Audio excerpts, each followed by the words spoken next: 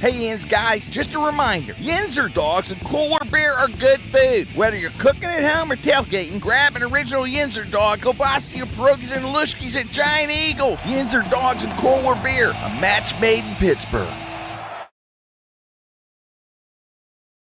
I use Book a Limo on all my trips. They have drivers everywhere.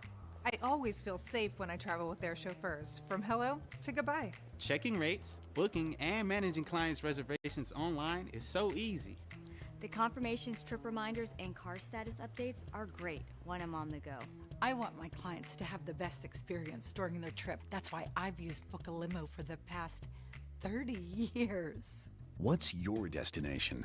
Book a limo, any car, anywhere. Play It Again Sports in Greensburg is your locally owned and operated sporting goods store.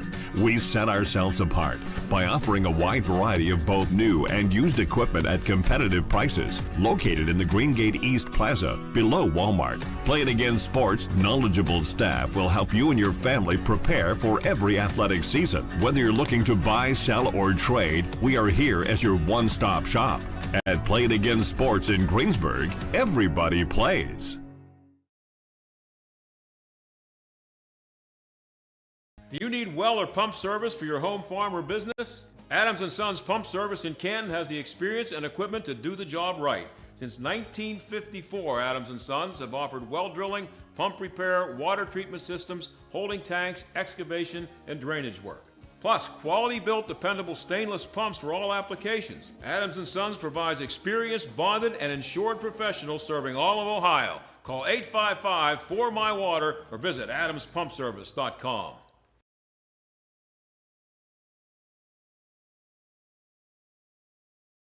Why are so many companies, unions, and organizations across the country choosing the Avia dental plan? Because group plans start at as little as $5 per month, and groups can save 20 to 80% off of high-quality dental care.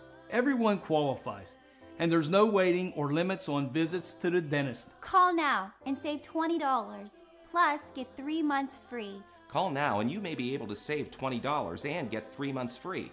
1-888-431-CARE or visit aviadental.com.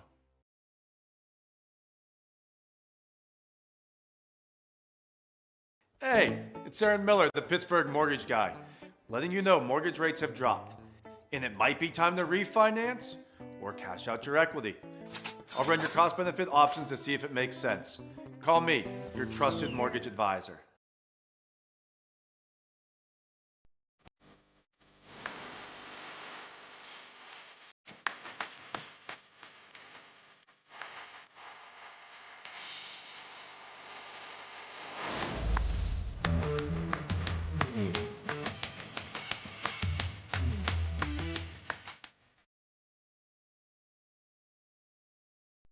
One field, one coach, one moment. That's all it takes to change a child's future. That's something that I want to be a part of. How about you? I'm Matt Major, Area Director of Ambassadors Football Pittsburgh. Get involved today.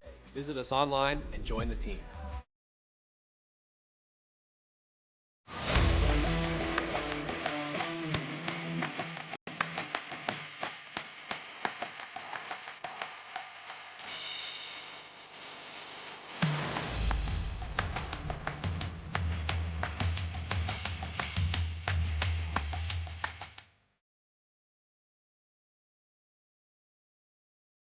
Discover the heart of Pittsburgh at Mount Washington Shop and Save.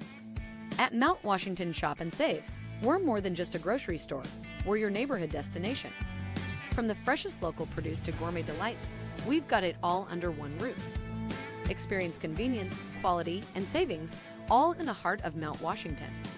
Mount Washington Shop and Save, where Pittsburgh shops with a view. Shop smart, shop local, shop Mount Washington Shop and Save.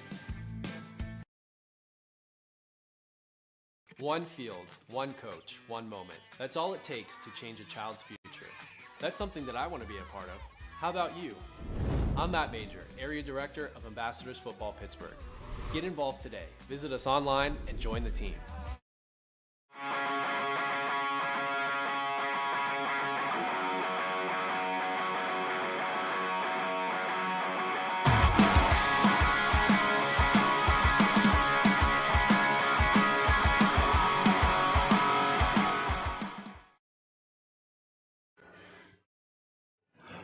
Welcome to 31 Sports Bar and Grill in Bridgeville for 10-Band TV's preview of the 2026 pihl Penguins Cup semifinals. Alongside Matt Popchock, Matt Vandriak with you here. Matt, an exciting time. One of the best times of the years we've talked about in the past. March Madness isn't just basketball. It's pihl high school hockey. And so far through this opening and quarterfinal round, we've seen some good stuff on the ice. We have. It's a party on the island, a 4-day party on the island, starting on Monday night, AAA through Division II, 8 games in total. And we're going to start by looking at the AAA bracket, where it's been mostly chalk, but it could get a little bit dicey for all 4 teams involved in this year's semifinals. You made a good point there, Matt. Not just in AAA, but overall, this 2026 pihl Penguins Cup has pretty much been chalk. We've only had 2 lower seeds advance. We had Burrell knock off Connellsville in D2, which was just a 5-4, but the only real upset was in 2A, whenever Greater Latrobe knocked off Armstrong. But as you said, the rest of these brackets, it's been chalk, and we have 1, 2, 3, 4 pretty much down the line. And certainly in AAA, the 1 versus 4 matchup, is going to be Seneca Valley and Pine Richland. The 2 versus 3 matchup is going to be Peters Township and Thomas Jefferson. And again, this is where the predictability seems to end and the unpredictability seems to begin. You've got a Seneca Valley team that looks dynastic facing a Pine Richland team that almost clipped their wings earlier in the regular season. And you've got 2 of the premier South Hills programs historically in the pihl, but they haven't faced each other in a playoff game since the very beginning of the pihl era, believe it or not. So this will be sort of back to the future for those 2 programs. Well, let's start with the top of the bracket, the team that we've been hearing about, the juggernaut of the pihl.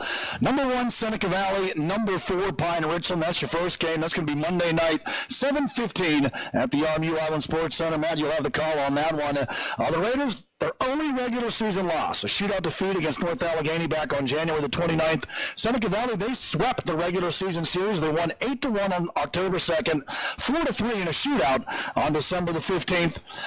So the odds were not good for Pine Richland, but they really weren't good for anybody against Seneca Valley. This is a Seneca Valley team that, talking to other coaches about this team, they have scoring, they have depth, they have defense, and if you can get through all that, they might have the best goaltender in the pihl as well.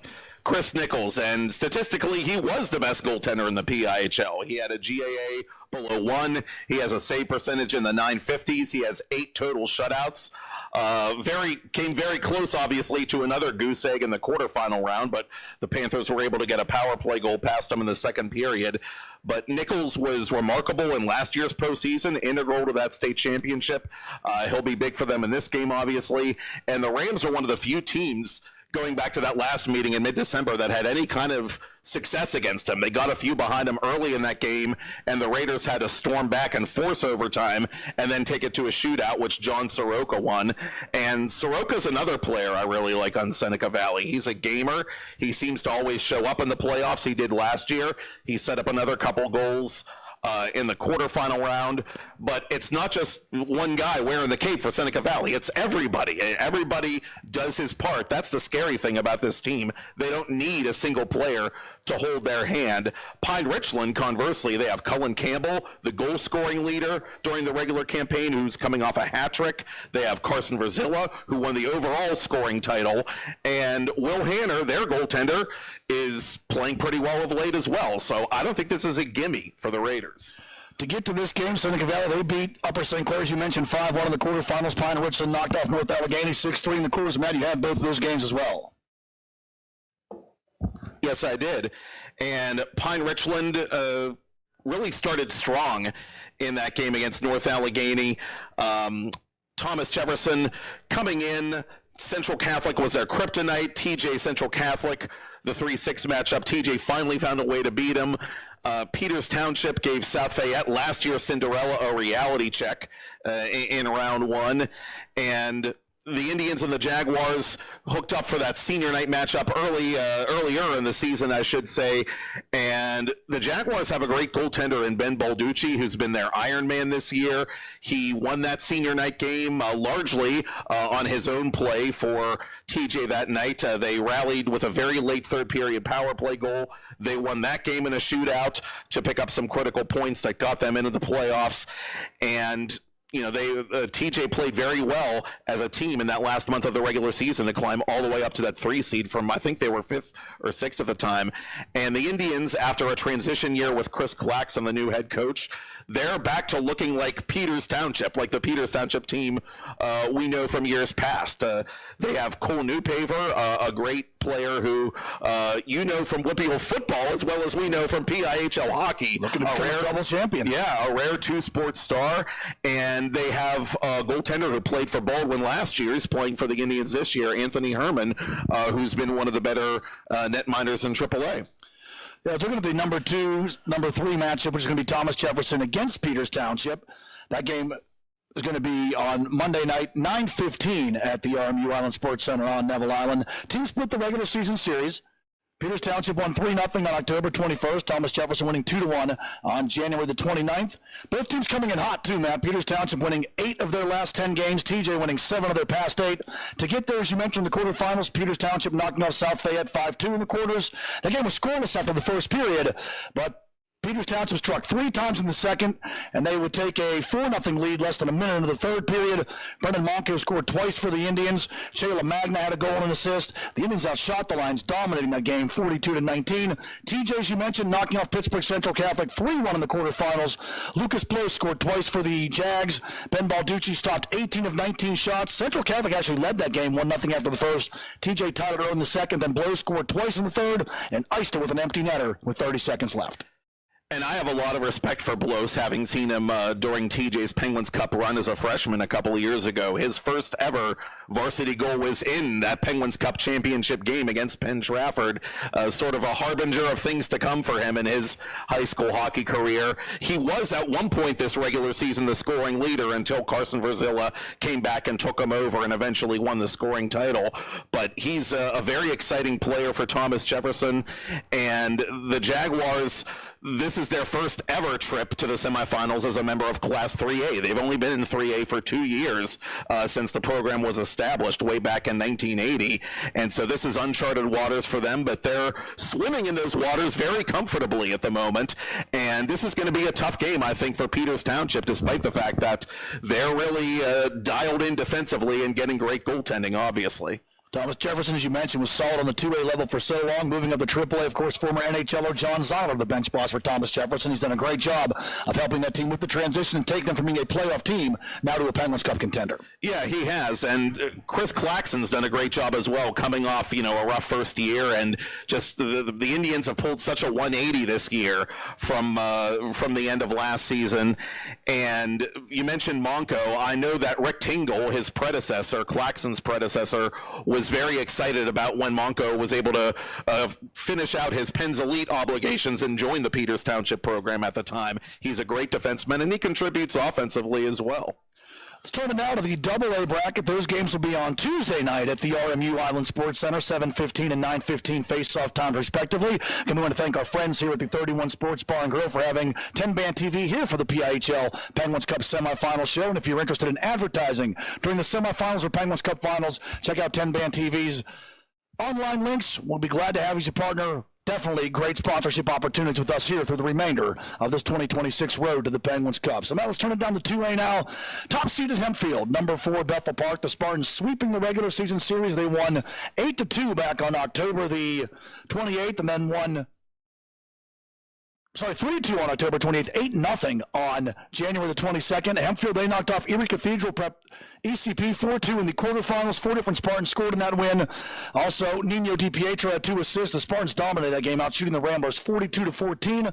Bethel Park, they knocked off Bishop McCourt 5-4 in overtime in the quarterfinals. Lucas Cresson had 2 goals and an assist. He also scored the game-winning goal in overtime. Both these teams coming in hot as well. Hempfield winning 12 of their last 13 games. The Blackhawks have won their last 6. And Erie Cathedral Prep, Matt, is the only champion who doesn't have a chance to repeat because they're the only one that's lost so far in any of the 4 classifications. Yeah, the Ramblers kind of got their act together very late in the regular season, and they gave Hempfield a game before Hempfield pulled away and got that quarterfinal victory. Bethel Park in Class AA is still a thing that that. I think for those of us who are of a certain generation, it takes some getting used to seeing that on paper. But the Blackhawks in their first year in Class AA obviously have had a great campaign. Taking the move down has been a positive to help that program rebuild. And they're a confident bunch, having just defeated one of the more loaded offensive teams in AA in the quarterfinal round. But they're going to struggle to get goals past Hempfield. Evan Saltzgiver is an all-star, and he is a goaltender who can steal games. I have seen that happen with my own two eyes over the last couple of years, and they have not one but two PIHL Players of the Month from different parts of the season. Nino DiPietro, you mentioned, and Colby Heron, the reigning PIHL Player of the Month in 2A. Just goes to show you the depth that the Spartans have after being one of those participation ribbon teams all these years. They could be a real player this year. Well, you look at these two teams, Matt, and this is, as you said, it's something we're not used to seeing. Hempfield has been in Class A for the bulk of their run in the PIHL. Bethel Park, a perennial AAA team, going all the way back to the Jim McVeigh days of winning championships 20-something years ago. So this should be an interesting 2A matchup. But Hempfield right now, this seems to be the star that's shining. This may be their year. They seem to really be a team that is, I want to say, maybe the complete package in 2A. I am, for the moment, going to stick by my earlier prediction that the Penguins Cup is going to Westmoreland County, probably in AA. You got a 3 out of 4 team chance. Yeah, right exactly. It's a fairly safe bet, again, at least on paper. We know the games aren't played on paper, but on paper it certainly looks like a safe bet. And on the ice, the teams representing Westmoreland County have all played inspiring hockey, and the Spartans and Penn Trafford Warriors, for that matter, are no exception. And we're going to get to Latrobe, I'm sure, in a moment. They had the eyebrow raiser to this point in the tournament. Yeah, let's just move into that. The second game in the AA bracket, 9:15. It's going to be at RMU on Tuesday night. Number 3, Penn Trafford. Number 7, Greater Latrobe. Matt and I talked about how pretty much this entire PIHL Playoff Penguins Cup has been chalk. The only Cinderella so far. Number 7, Greater Latrobe, knocking off number 2, Armstrong in the opening round. Number 3, Penn Trafford. They swept the season series there between these sides. They won 2-1 back on October the 30th, and then a completely different game, a 7-6 win on February the 26th. Penn Trafford, they beat Shaler 6-3 in the quarterfinals. Sean Goodman and Brock Bieneman each had 2 goals and 2 assists, 4-point nights apiece in the win. Tyler Funk, 30 saves to backstop that victory. The Ice Cats pulling the biggest upset so far of the 2026 Penguins Cup playoffs, knocking off Armstrong 3-1 in the quarterfinals. Colton Goodland and Preston Miller, they each had 2-point nights with a goal and assist in the victory. Reese Myers, though, he was a star of the show. He stopped 33 of 34 as the Riverhawks were able to double up the Ice Cats in shots on goal that night, but it's the Ice Cats that are moving on. Indeed, and I think back a couple of years ago to when Tyler Funk was a freshman and Penn Trafford, coming off a long losing streak, kind of backing their way into the playoffs at the time, came into Mount Lebanon and shocked South Fayette, the reigning state champion in 2A at the time, and then Penn Trafford went on that Cinderella run of their own that came up just short in the 2A final, and at the time we were all kind of thinking, wow, a light bulb just went on for Penn Trafford. Now, in retrospect, doesn't seem all that shocking with the program that Penn Trafford's become over the last few years. Latrobe, a 7 beating a 2. Armstrong had Jake Graff, the regular season scoring champion. Belmont is known for having those hostile crowds. It's a tough building. Raucous place. It is a very tough building to play, especially for a playoff team. But Latrobe escaped with a W, and one wonders, maybe a light bulb went on for the Ice Cats. We're going to find out soon enough. Now it's the Warriors that have to worry about not getting caught napping as the higher seed, even though they've been winning very consistently, and Tyler Funk is a great goalie. Bring the noise, bring the funk. And Matt has a 75% chance of his AA Penguins Cup prediction going to Westmoreland County being correct, as 3 of the 4 remaining teams are Westmoreland County based. Halfway home here through the PIHL Penguins Cup semifinal show. Thanks to everyone here at 31 Sports Bar and Grill in Bridgeville. Of course, hockey connected here as well. The great former Penguin Kenny Riggett owns the place here. A lot of great memorabilia around here, so if you haven't been, come check it out. The picture of Francois Leroux squaring up with Tony Twist is worth the price of admission alone. Absolutely. I saw a picture of the Danny DeVito Penguin goalie mask somewhere in here, which as a kid I think was my cousin's and my favorite NHL goalie mask just across the board. It's an ingenious work of art. Kenny Riggett was wearing that mask, Matt, back in 1996 when he stopped Joey Juneau in a penalty shot in overtime against the Capitals, so the Penguins would win in 5 overtimes. 2:23 a.m. that game went. I took a final 4 hours later. As we move into the second half of our bracket, Matt, time to drop down now to Single A. Those games are going to be on Wednesday night, 7 and 9 p.m. at the RMU Island Sports Center. The interesting thing about Class A, unlike the other brackets, we have no familiarity in either of these games because with the gold and blue division crossovers, you don't cross over and see these opponents until the playoffs. So Cannon McMillan, they are the number 1 overall seed and the first place team out of the blue division. Number 4 seed overall, Avonworth, the second place team out of the gold division. First time around for these two sides, but two teams that have had really impressive takes as Avonworth looks to win back-to-back Penguin Cup championships. And I think Avonworth has the firepower to do it. Linus Jesenowski is one of the top scorers in Class A. Cooper Powell is one of the most complete overall players in Class A. Andrew Hetchko, who's the new starting goaltender this year, succeeding Danny Mack, who was a senior on last year's winning team. He's had a very fine regular season. Nothing's really changed for Avonworth. They're a high-powered team, and Cannon McMillan's been more of a grinding team in manufacturing their offense, wearing teams down with great team defense, and Aiden Bobbs, one of the better goaltenders in the entire PIHL.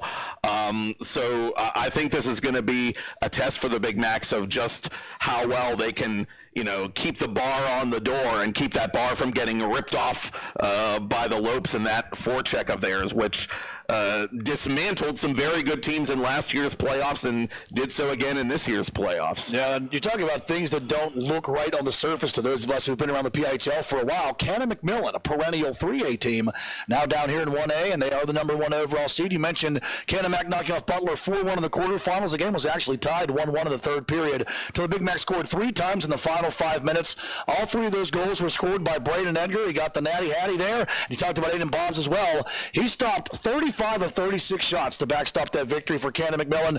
I saw both of Avonworth's, both their opening round and quarterfinal game. They defeated Beaver 9-3 in the opening round, then knocked off Moon 9-4 in the quarterfinals. Avonworth scored 5 goals in the first period against Beaver, 6 in the second period against Moon.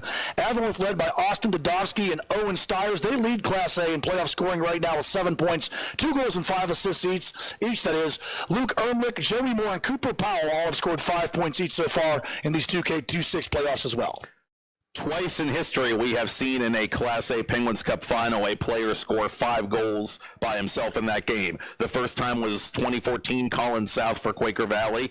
The last time was last year, Dodowski for Avonworth in that big blowout win over Mars, their division rival. So definitely don't sleep on Dodowski. Certainly a great playoff performer, and he has been again this year. And yet another example of how Avonworth, not unlike Seneca Valley up in that 3A bracket, just has so many different ways to hurt you and so many different guys who can be big players or integral players to the outcome of a game on any given day. It's certainly the biggest test the Big Macs I think will have had to this point. And on the other side of the bracket, we've got an old school rivalry that I think we're all kind of chomping at the bit to see rekindled again. Yeah, for Matt and I, we go back about 21 years, 22 years doing this, and way back then, and for about a decade between 2004 until they both moved up to 2A in 2016, the Mars Planets and the Quaker Valley Quakers, one or the other was your Class A champion. They're going to face off on the other side of the bracket. Mars, the number 2 seed in Class A. They were the first place team out of the gold division. Quaker Valley, the Quakers, the number 3 seed in Class A. They were the second place team in the blue division. The Planets, they beat Plum 4-1 in the quarterfinals. Grant Weaver netting the hat trick for Mars, while Carter Gallagher turned aside 27 of 28 shots to backstop the win.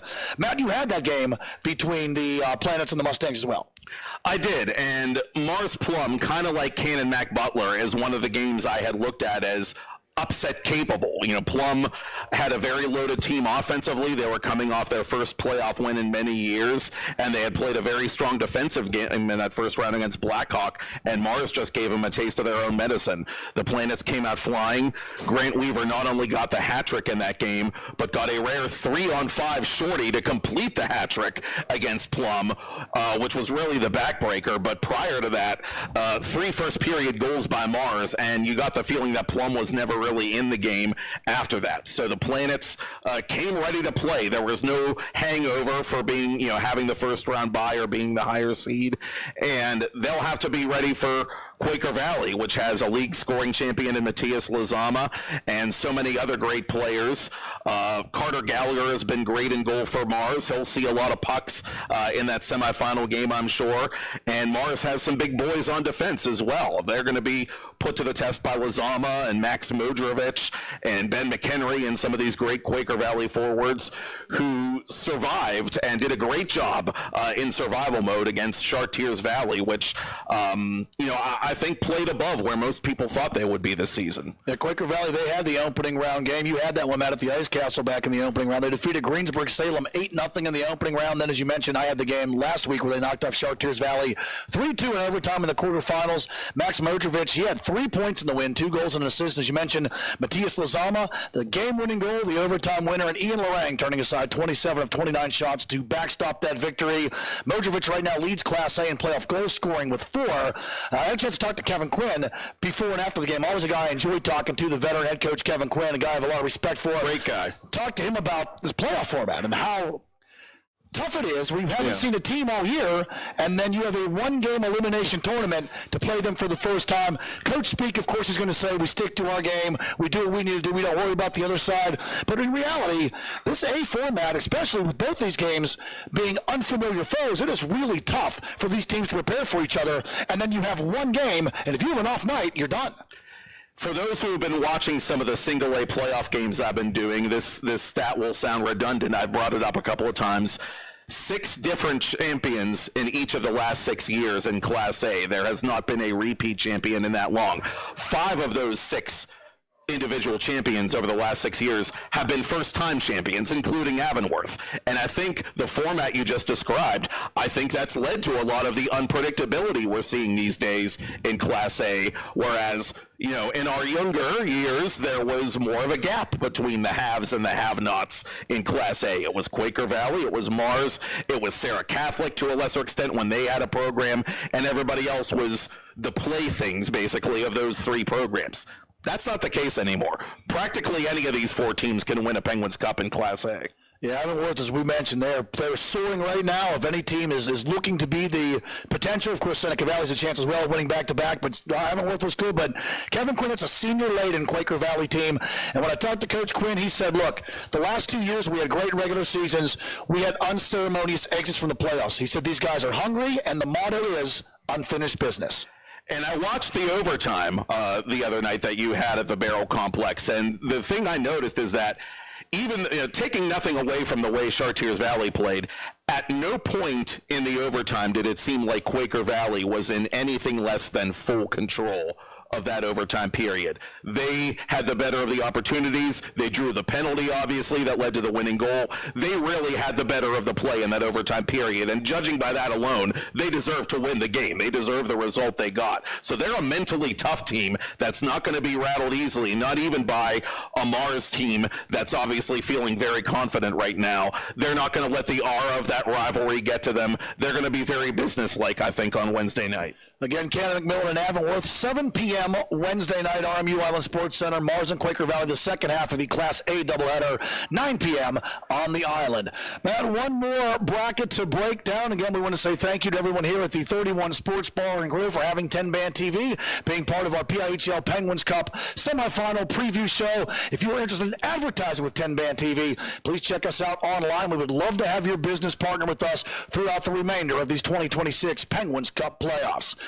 D2, Matt, we talked about champions, and we actually have 2 champions squaring off at the top of the D2 bracket. The Morgantown Mohawks, they are the reigning D2 champions. They'll take on number 5 Borough. The Bucks are the inaugural Challenge Cup champions, so champ on champ, and a rematch of last year's D2 championship game as well.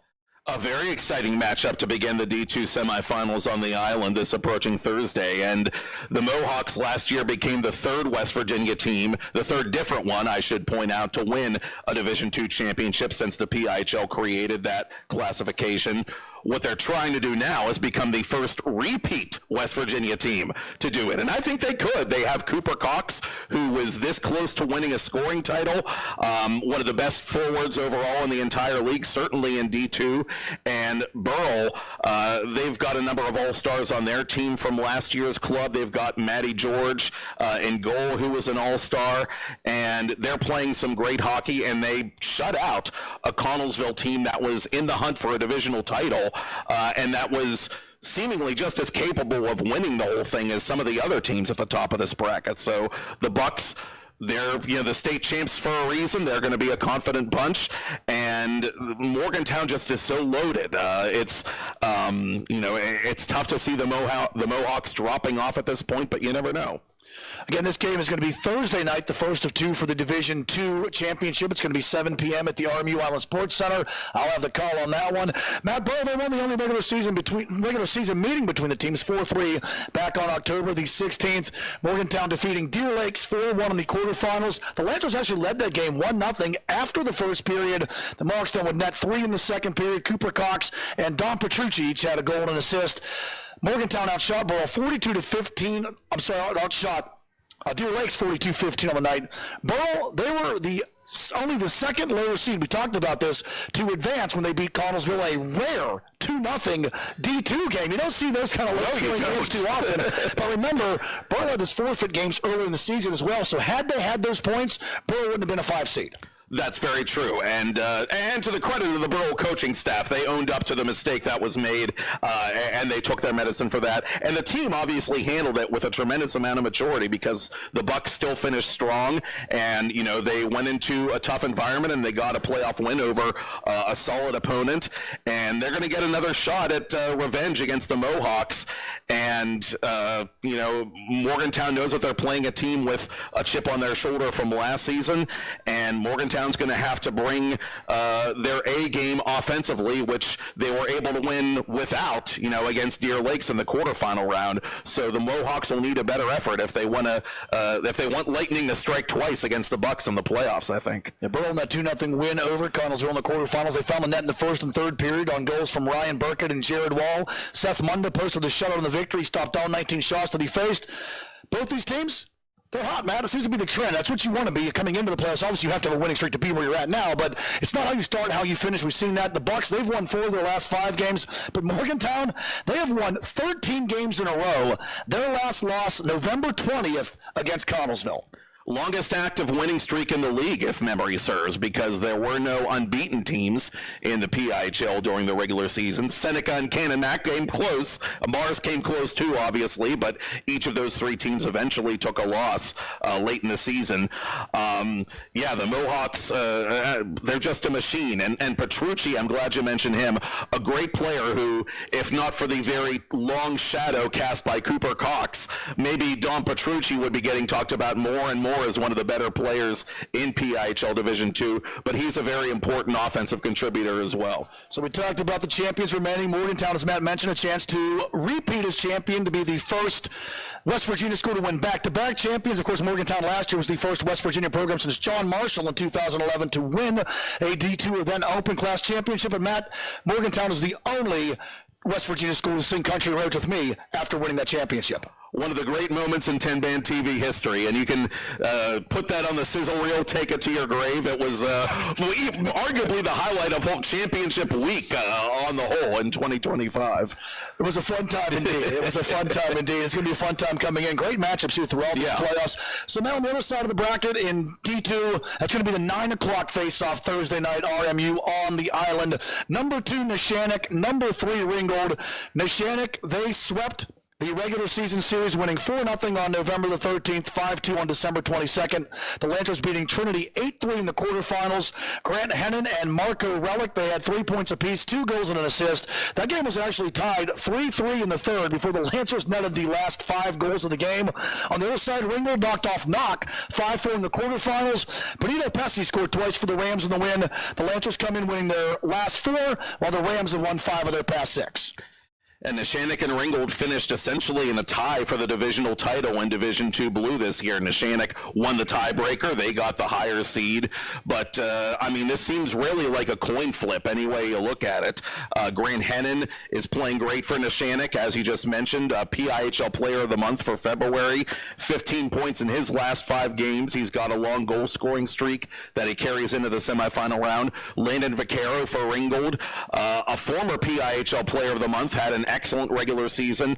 Bruce Santina, a great playmaker. Mason Rybnicki was one of the leading goaltenders in the league for Ringgold.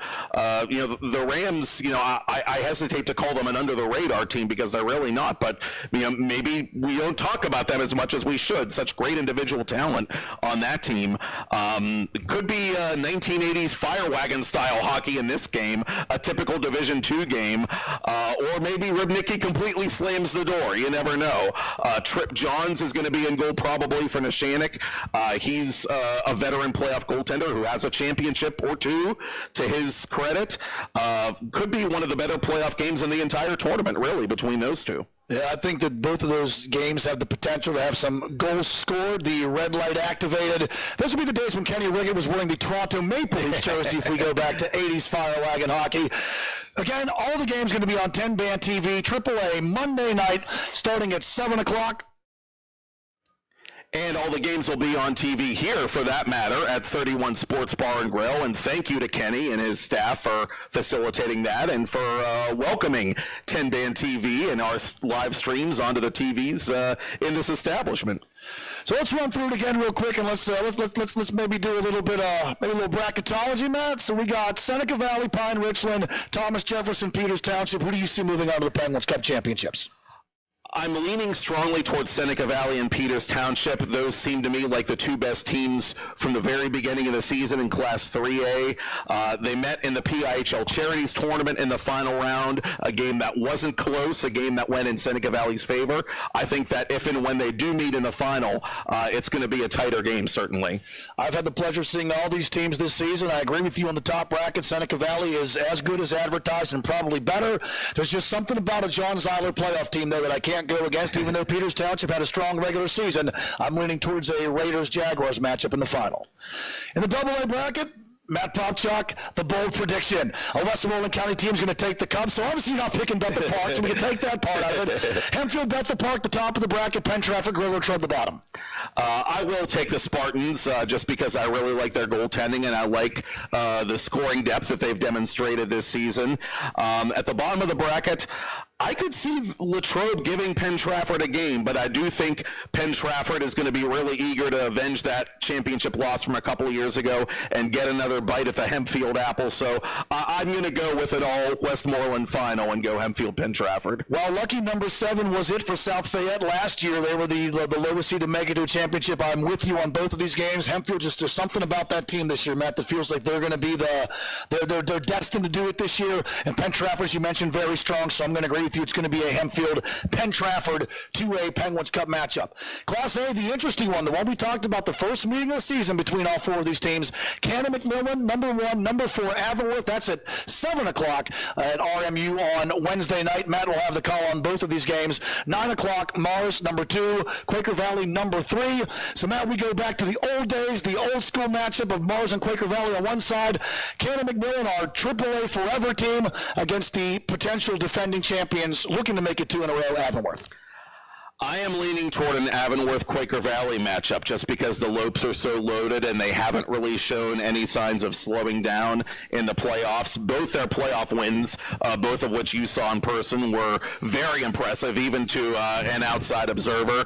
And Quaker Valley just is so businesslike. They've won lopsided games. They've shown they can win close games and get great goaltending and great defense. And I feel like those are the 2 best teams on paper and the 2 best teams on the ice. And Mars was actually the least penalized team in Class A going into the playoffs. There's going to be penalties in that Mars QV game. I'm going to go out on a pretty sturdy limb and say there's going to be a little bit of a chippy playoff feel to that one. I'm with you as well. I've seen Avonworth in both of their playoff games. Their speed is just relentless. You can't coach speed, and you really can't. The way their top line plays with Tadovsky, with Jesenowski, and then behind them, Ermlich and Moore and Powell, and then you get into the goaltending where it's just Avonworth looks to be complete. I think Avonworth and Seneca Valley look to be teams that are maybe destined to repeat. Canamax had a great regular season, but I'm not sure they can keep up speed-wise with Avonworth. And Kevin Quinn, this Quaker Valley team, just the way that those guys handled business, and even after the Chartiers Valley tied that game and actually outplayed the Quakers in the third, they didn't get rattled. They got to overtime. They got the win. And as Kevin Quinn said, this is a senior-laden team that has unfinished business. I'm with you, Quakers, Antelopes in the 1A final. D2. Morgantown and Burrell, a rematch of last year's D2 championship on one side, Neshannock and Ringgold hooking it up on the other side. Oh, boy, a lot of pressure to pick the Rams at the moment. Wink, wink, nudge, nudge. But you know what? I am going to pick the Rams, and I'm going to pick the Burrell Bucks as well in the top of the bracket to be a little different, and because there's been so much chalk, and we're due for an upset in the playoffs, and it seems like there's a lot of instability in the Division II bracket this year, a lot of matchups that look closer than they might on paper. So I think the Bucks might have a shot at knocking off Morgantown this year. I'll lean that way, and I'll go with a Mon Valley final, or a Tarentum versus Mon Valley final, as it were, between Burrell and Ringgold. Well, we have Ringgold folks in the house here at the 31 Sports Bar and Grill, so Matt, being a good company guy, wants to make the people happy. Ringgold a couple of years ago, Matt, I think it was about 8 years ago, they upset a really good Burrell team. I think this Ringgold team as well has the potential to upset Neshannock in a 2-3 matchup, so I'm going to go with you on the Rams, but the Mohawks, I feel that Morgantown's going to beat Burrell, plus who am I going to sing Country Roads with if they don't win? So I'm going to go Mohawks and Rams in the D2 final. Those games, Morgantown and Burrell, 7 o'clock Thursday night at the RMU Island Sports Center. I'll have the call on both of those. Neshannock and Ringgold, 9 o'clock Thursday night at the RMU Island Sports Center as well.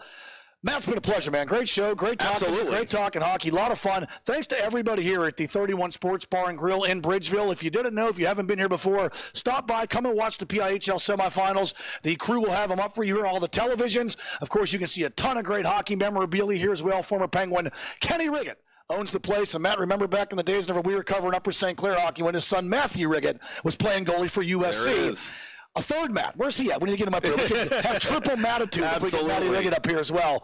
Thanks to Todd Kazarowski for producing and putting all this together. And thanks to all of you for watching. And if you would like to be a sponsor and join us as the 10-Band TV advertising sponsor, check us out on social media. We would love to have you for the rest of the road of these 2026 Penguins Cup playoffs and the All-Star game at the end of the month as well.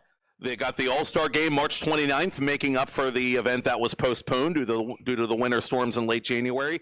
Sunday, March 29th on the island, starting at noon on 10-Band TV. And coming in mid-April, the PIHL Girls Division is back for year number 5. And a lot of interesting girls hockey after the Olympics, especially locally, we're sure. And we're really excited to be a part of that, too. 10-Band TV, your home for the 2026 road to the PIHL Penguins Cup and also the 2026 All-Star Games. As Matt mentioned, also the third season of PIHL Girls High School Hockey as well. For Matt Popchock, Matt Vandriak, thank you for tuning in. We appreciate your viewership, and we will see you guys Monday night on the island to the start of the 2026 PIHL Penguins Cup semifinals.